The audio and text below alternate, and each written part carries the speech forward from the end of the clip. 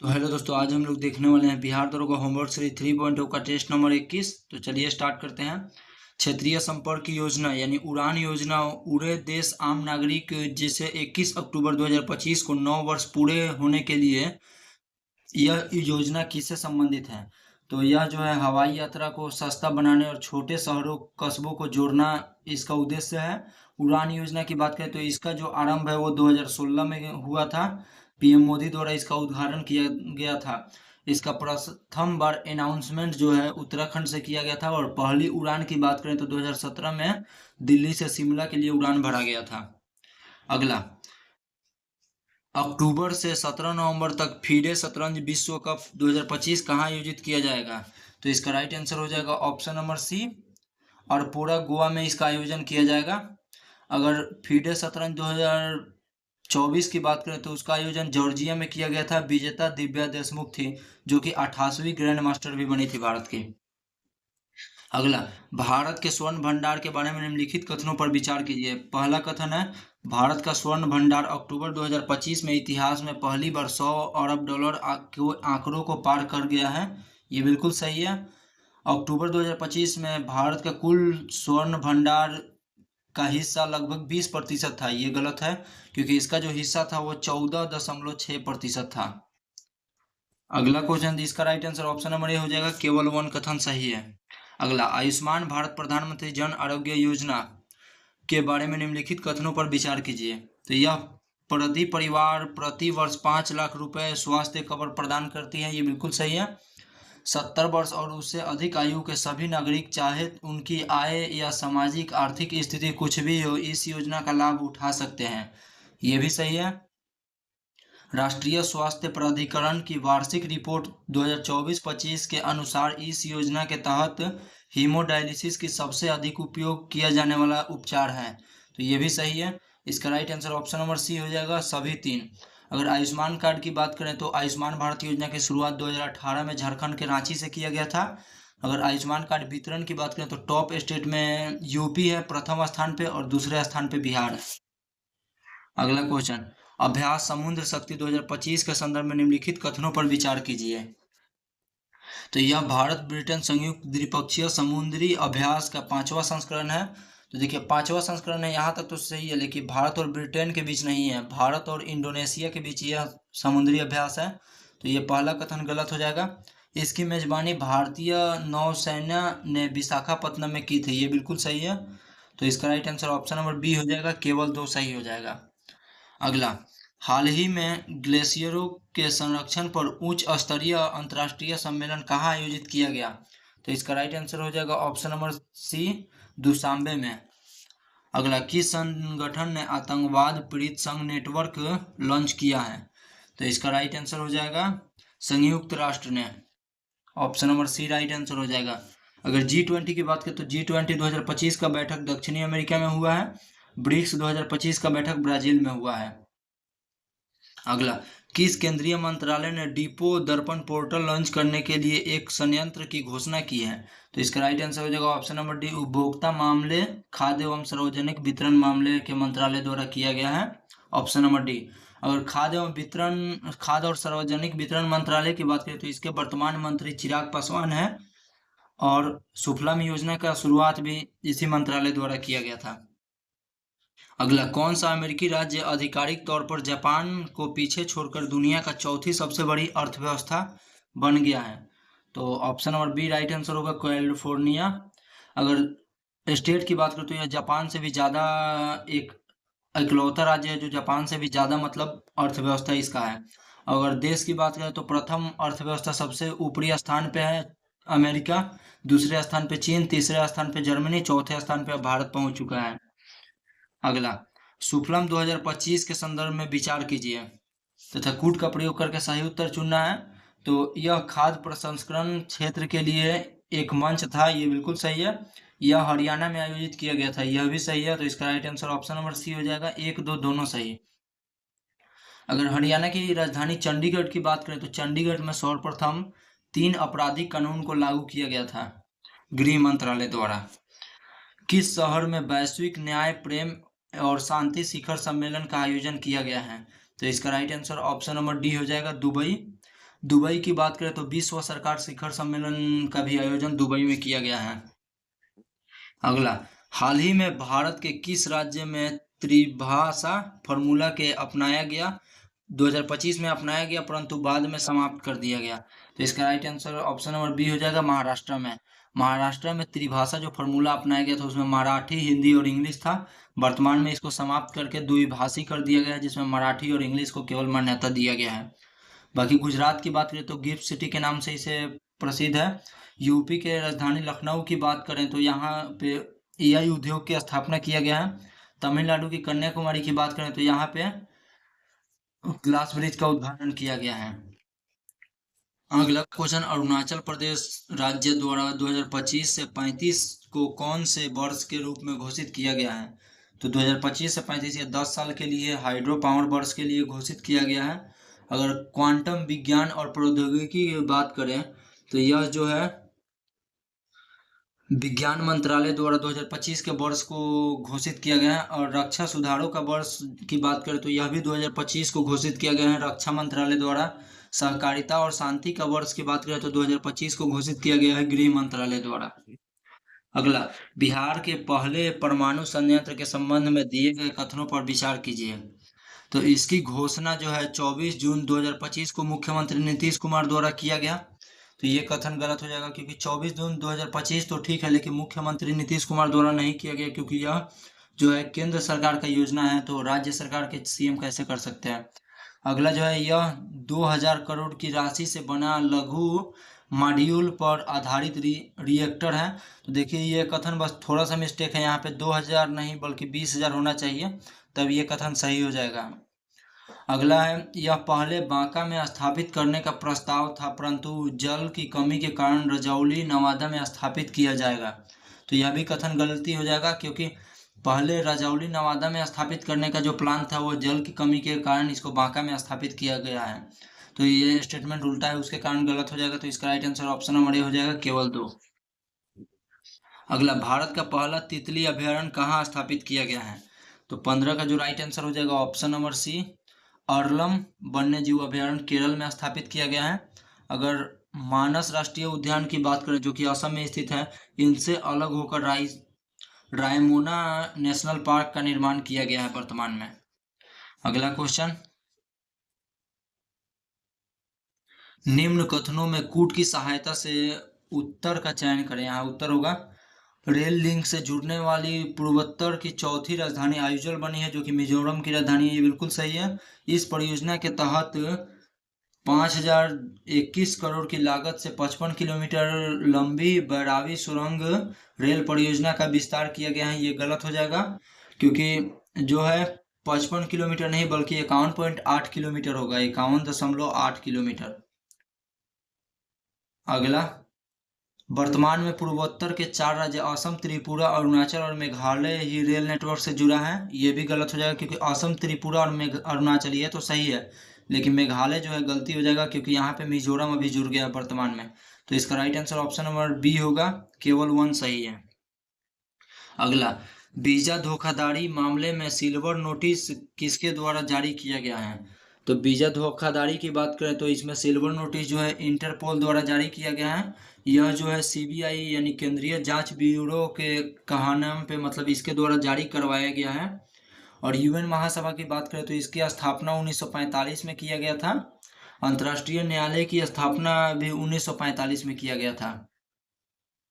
अगला, भारत की पहली निजी हेलीकॉप्टर असेंबली लाइन को कहाँ स्थापित किया जा रहा है? तो इसका right answer option number B हो जाएगा, कर्नाटक में स्थापित किया जा रहा है। महाराष्ट्र की बात करें तो यहाँ पे एआई यूनिवर्सिटी की स्थापना किया गया है। महाराष्ट्र के मुंबई में वेब शिखर समिट का आयोजन किया गया था।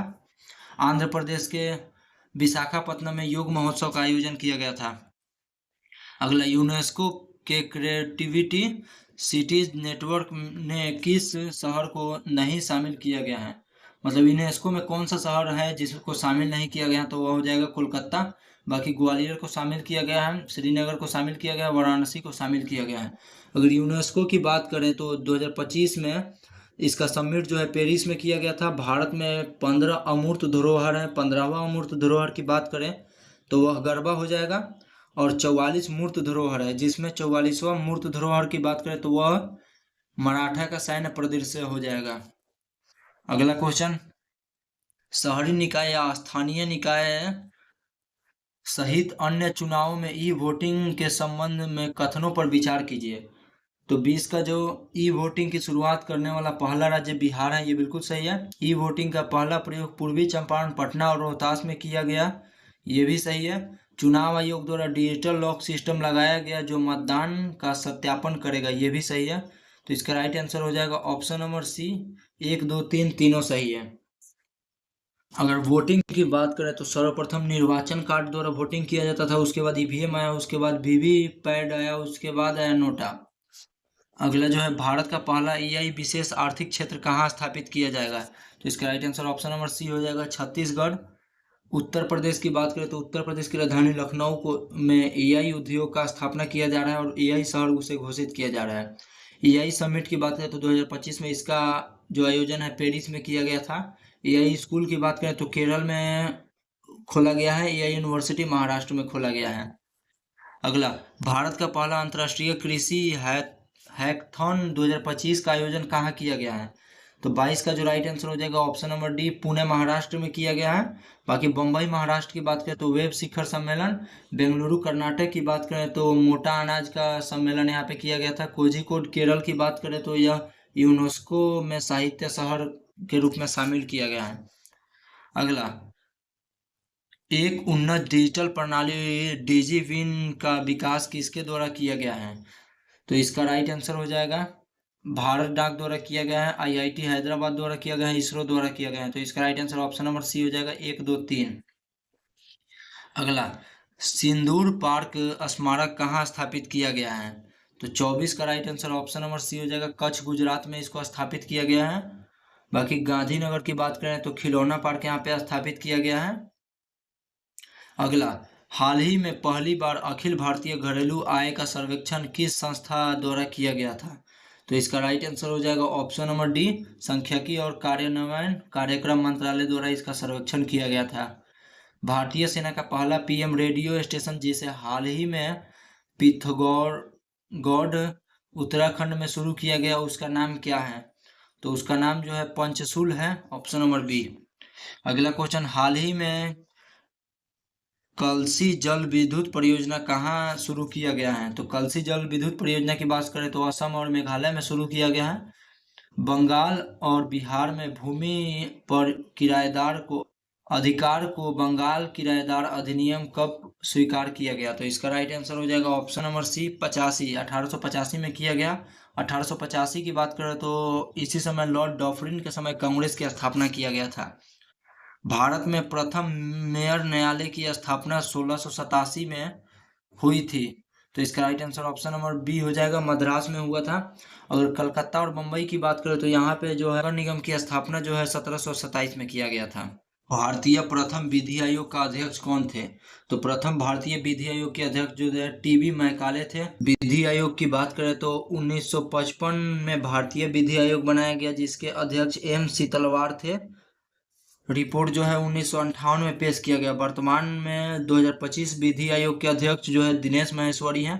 अगर प्रथम विधि आयोग के अध्यक्ष की बात करें तो वह ब्रिटिश भारत में प्रथम विधि आयोग 1833 के चार्टर अधिनियम के तहत 1834 में लागू किया गया था, जिसके अध्यक्ष जो है लॉर्ड मैकाले थे। अगला, भारत का द्वितीय विधि आयोग किस अधिनियम के अंतर्गत नियुक्त किया गया? तो इसका right answer option number D हो जाएगा, अधिनियम 1853 के द्वारा नियुक्त किया गया। अगला, आरंभ में भारत में स्थापित किए गए उच्च न्यायालय स्थित थे। तो मद्रास, बम्बई और कोलकाता हो जाएगा, option number C right answer. Allahabad उच्च न्यायालय की बात करें तो इसकी स्थापना जो है 1866 में किया गया था। और मद्रास, बम्बई और कोलकाता उच्च न्यायालय की बात करें तो इसका स्थापना जो है 1862 में किया गया था। प्रथम सुप्रीम कोर्ट की बात करें तो इसका स्थापना 1774 कोलकाता में किया गया था, जिसके प्रथम न्यायाधीश एलिजा इम्फे थे। अगला, निम्नलिखित में से कौन सा कथन सही है? तो सही कथन का पहचान करना है। तो 1774 में सर विलियम्स जोन्स ने एशियाटिक सोसाइटी की स्थापना की। ये गलत हो जाएगा कि 1774 में नहीं किए थे, इन्होंने 1784 में किए थे। अगला है 1775 में प्लासी के युद्ध में सिराजुद्दौला को हराया गया था। तो प्लासी का युद्ध जो था 1757 में हुआ था, ये भी कथन गलत है। 1776 ईस्वी में बम्बई से थाने के लिए पहली रेल चली थी, ये भी गलत हो जाएगा, क्योंकि पहली रेल 1853 में चलाया गया था लॉर्ड डलहौजी के द्वारा। उसके बाद 1793 में कॉर्नवालिस कोड अधिनियम लागू किया गया था, ये बिल्कुल सही है। तो option number D right answer हो जाएगा। अगला, सहायक संधि की प्रणाली को स्वीकार करने वाला पहला भारतीय मूल का शासक कौन था? तो वो हो जाएगा हैदराबाद का निजाम। अगर सहायक संधि की बात करें तो इसके जनक के रूप में लॉर्ड वेलेस्ली को जाना जाता है, जो कि प्रथम बार इसको स्वीकार करने वाला हैदराबाद बना 1798 में। अगला है, डॉट के अनुसार ईस्ट इंडिया कंपनी द्वारा भारतीय शासकों को अपनी स्वतंत्र सशस्त्र सेनाएं रखने की अनुमति नहीं दी गई थी। तो यह सहायक संधि द्वारा नहीं दी गई थी, क्योंकि सहायक संधि का ये रूल था कि सेना जो है वो अंग्रेजों का रहेगा। अगला जो है, लॉर्ड वेलेस्ली द्वारा लागू की गई सहायक संधि व्यवस्था के बारे में निम्नलिखित कथनों में से कौन सा लागू नहीं है? तो मतलब गलत कथन का चयन करना है। तो कंपनी के लिए एक नियत आय का प्रबंध करना, ये जो है गलत हो जाएगा। बाकी सब है, दूसरों के खर्च को एक विशाल सेना बनाए रखना, ये बिल्कुल सही है। भारत को नेपोलियन के खतरों से बचाना, ये भी सही है। भारतीय रियासतों के ऊपर ब्रिटिश सर्वोच्चता स्थापित रखना, ये भी सही है। अगला है, 1851 में ईस्वी में गवर्नर जनरल लॉर्ड डलहौजी ने निम्नलिखित में से किस राज्य का वर्णन एक चेरी जो एक दिन हमारे मुंह में गिरेगा के रूप में किया था?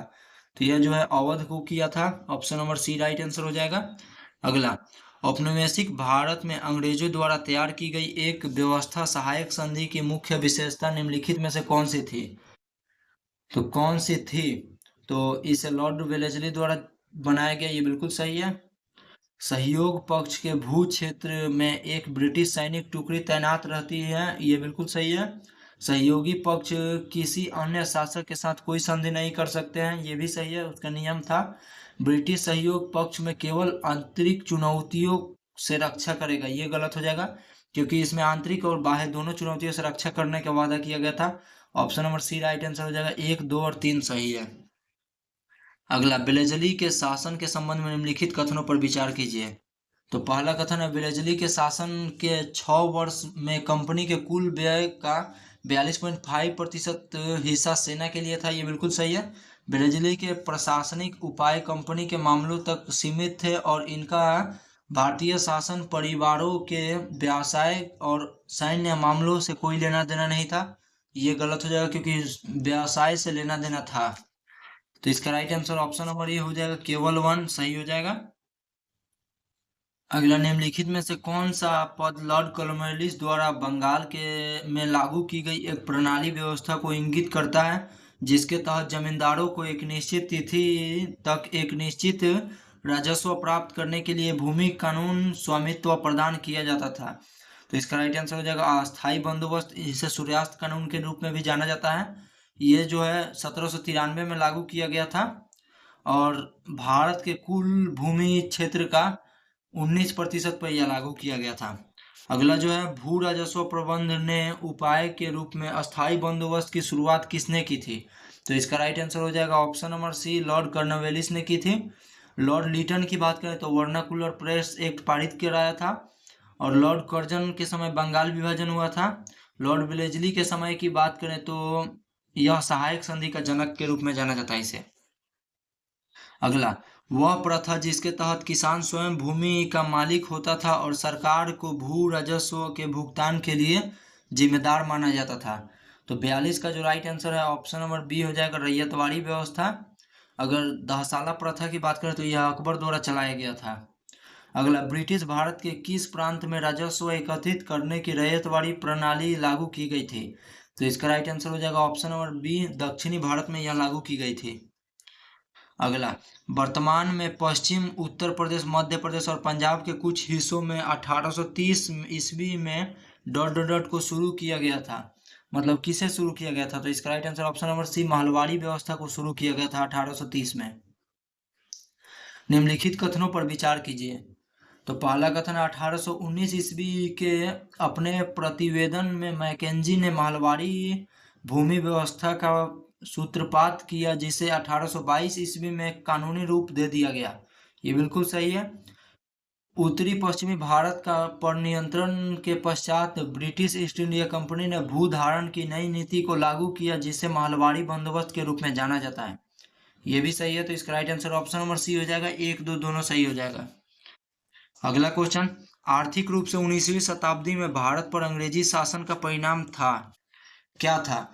तो 46 का जो राइट आंसर हो जाएगा ऑप्शन नंबर सी, भारतीय कृषि का वाणिज्यीकरण किया गया था। अगला, निम्नलिखित में से कौन सा कथन औद्योगिक क्रांति के द्वारा 19वीं शताब्दी के पूर्वार्ध में भारत पर पड़े प्रभाव का सही व्याख्या करता है? तो सही व्याख्या की बात करें तो यह ऑप्शन नंबर ए इसका राइट आंसर हो जाएगा। भारतीय दस्तकारी उद्योग नष्ट हो गए थे, ये बिल्कुल सही है। बाकी अन्य ऑप्शन की बात करें तो भारत के वस्त्र उद्योग में मशीनों की बड़ी संख्या में प्रवेश हुआ, ये भी सही है। विदेश के अनेक भागों में रेलवे लाइनों की बिछाई गई, ये भी सही है। ब्रिटिश उत्पाद में आयात पर भारी शुल्क लगाया गया, ये भी सही है। ऑप्शन नंबर चारों सही है, लेकिन पूछ रहा है कि भारत पर किसका प्रभाव ज्यादा पड़ा, तो वो ऑप्शन नंबर ए का प्रभाव ज्यादा पड़ा है। अगला, 18वीं शताब्दी के मध्य इंग्लिश ईस्ट इंडिया कंपनी द्वारा बंगाल से निर्यातित प्रमुख पन पनपदेय पदार्थ क्या है?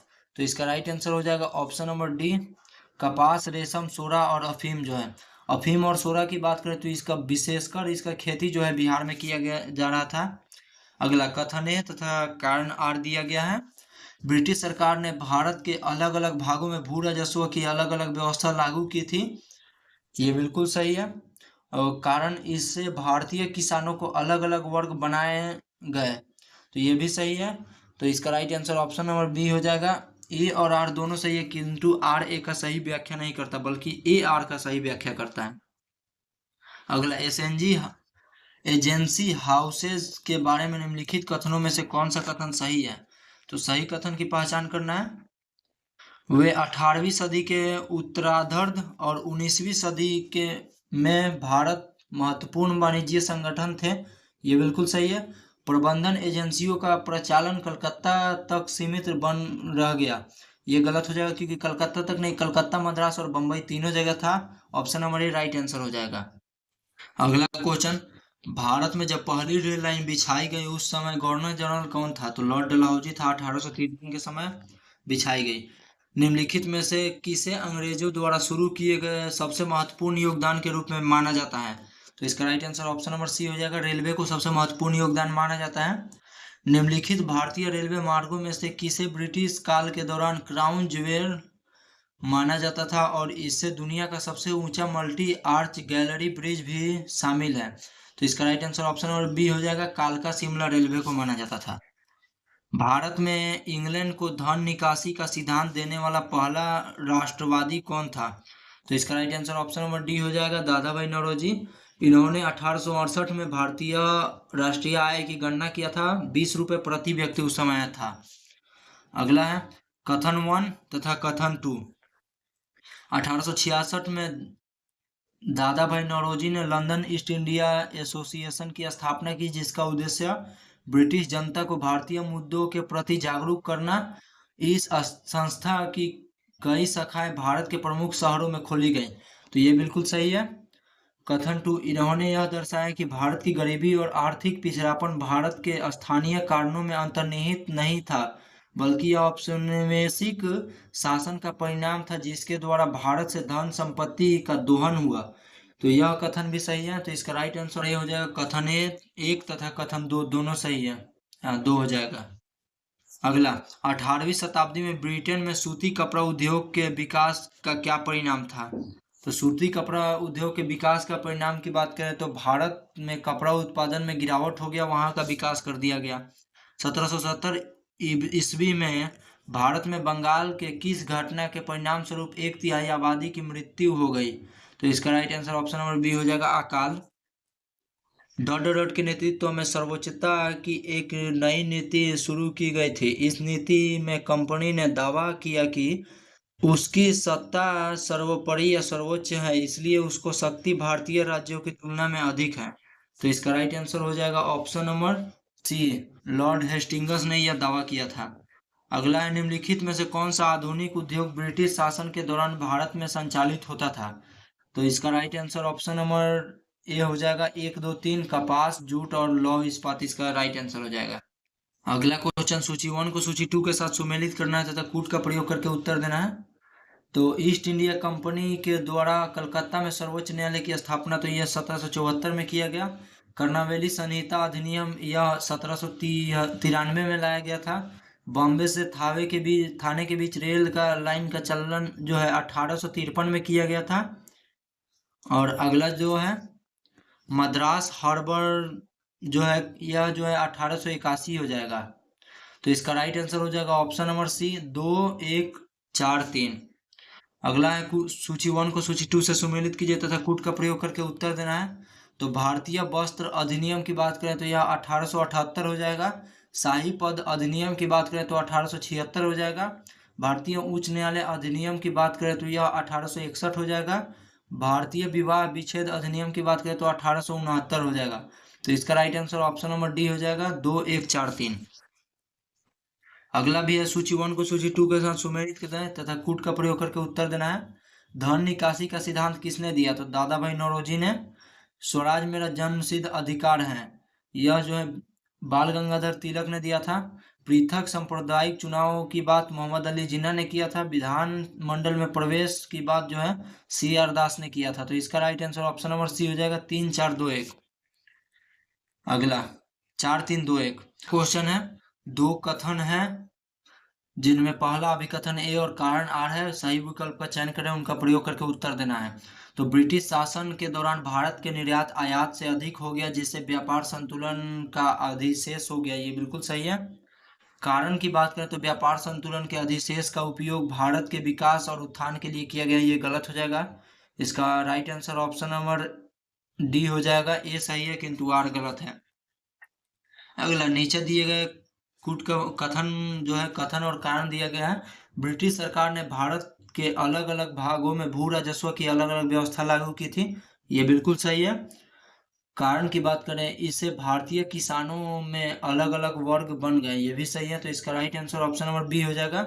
ए और आर दोनों सही है किंतु आर ए का सही व्याख्या नहीं करता है। औपनिवेशिक भारत के भूमि राजस्व बंदोबस्त के संदर्भ में निम्नलिखित कथनों में से कौन सा कथन सही नहीं है? तो यहाँ गलत कथन का चयन करना है।